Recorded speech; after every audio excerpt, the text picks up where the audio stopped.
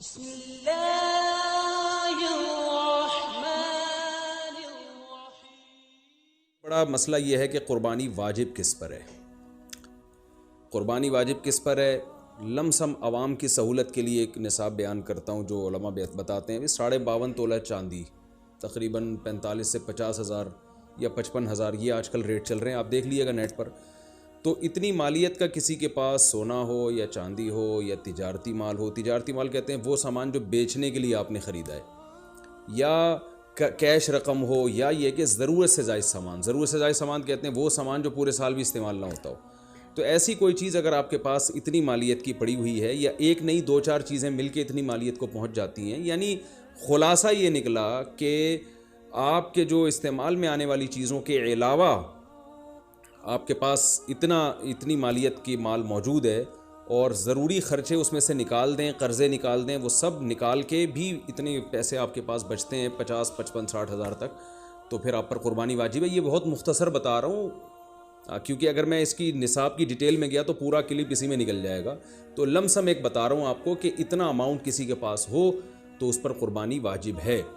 پھر بھی سمجھ میں نہ آئے تو اس بارے میں میرے دوسرے کلپ یوٹیوب پہ آپ کو مل جائیں گے، یا دوسرے علماء سے آپ تفصیل پوچھ لیں، وہ انشاءاللہ آپ کو ڈیٹیل بتا دیں گے، کیونکہ نصاب میں اگر میں زیادہ ڈیٹیل میں گیا تو بہت ہی لمبی بات ہو جائے گی پھر۔ تو اس پر قربانی واجب ہے۔ بڑا مسئلہ یہاں پر ایک یہ اٹھایا جاتا ہے کہ کیا گھر کا سربراہ اگر قربانی کر لے تو سب کی طرف سے کافی ہو جائے گی، یا جو بھی صاحب نصاب ہے جس میں بھی استطاعت ہے اس پر الگ سے قربانی واجب ہے؟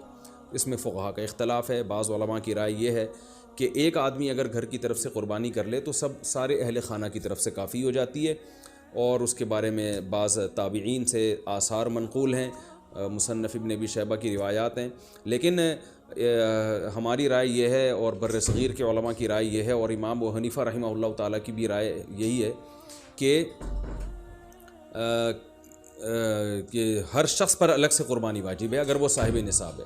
اور اس کی 2 دلیلیں بہت مضبوط ہیں۔ سب سے مضبوط دلیل رسول اللہ صلی اللہ علیہ وسلم کی حدیث ہے، من وجد سعة لأن يضحي فلم يضحي فلا يقربن مصلانا۔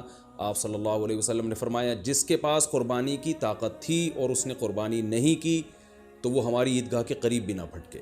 تو اس سے پتہ چلتا ہے کہ جس کے پاس بھی اس طاقت ہے، تو اس میں یہ نہیں ہے کہ گھر کا سربراہ سب کی طرف سے کرے گا، تو یہ جو ہے ایسا نہیں ہے، بلکہ صاف الفاظ ہیں حدیث کے کہ جس کے پاس بھی استطاعت ہے تو وہ اس پر قربانی اس کو کرنی پڑے گی۔ اور دوسری دلیل یہ ہے کہ عبادات میں کہیں بھی ایسا نہیں ہوتا کہ ایک کی عبادت دوسرے کی طرف سے کافی ہو جائے، تو اس پر قیاس کا تقاضا بھی یہی ہے کہ جب اسلام میں کوئی بھی ایک عبادت دوسرے کی طرف سے کافی نہیں ہوتی تو یہ کیسے ممکن ہے کہ قربانی جو مستقل ایک سنت ابراہیمی ہے وہ ایک کرے اور دوسری کی طرف سے بھی وہ خود بخود ادا ہو جائے؟ تو یہ اس کا بھی تقاضا ہے۔ بعض حضرات یہ دلیل دیتے ہیں کہ حضرت ابو بکر اور عمر رضی اللہ عنہما قربانی نہیں کرتے تھے۔ اچھا سوری، یہ دوسرے مسئلے کی دلیل ہے۔ تو پہلا تو یہ ہو گیا کہ قربانی ہر صاحب استطاعت پر لازم ہے۔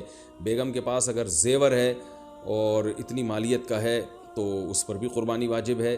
پھر وہ الگ بات ہے کہ اس کی طرف سے میاں اس کی پرمیشن سے کر دے، یعنی واجب تو اس پر ہوگی لیکن ضروری نہیں ہے کہ وہ خود کرے، اس کی طرف سے اس کا میاں بھی کر سکتا ہے اس کی پرمیشن سے، اجازت سے، اور میاں اپنی طرف سے بھی ایک کر دے اور بیگم کی طرف سے بھی ایک کر دے، یعنی گھر کے ایک فرد کرے گا اور سب کی طرف سے کافی ہو جائے یہ نہیں ہے، بلکہ ہر فرد کو الگ کرنی پڑے گی۔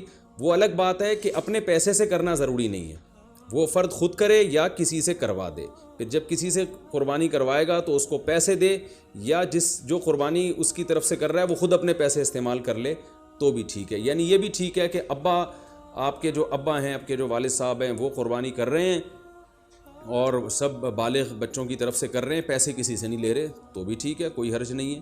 یا شوہر بیوی کی طرف سے کر رہا ہے اور پیسے نہیں لے رہا اس سے تو بہت اچھی بات ہے، ایسا نیک شوہر اللہ میاں سب کو دلائے۔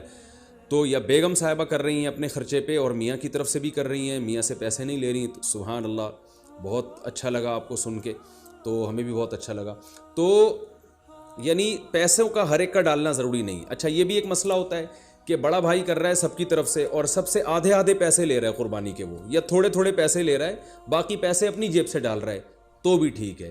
یعنی جس کی طرف سے قربانی ہو رہی ہے اس کے لیے خود سے پیسے یعنی خرچ کرنا ضروری نہیں ہے، اس کی طرف سے اگر کوئی اور خرچ کر دیتا ہے تو بھی ٹھیک ہے۔ چاہے پورے پیسے خرچ کرے یا آدھے پیسے خرچ کرے.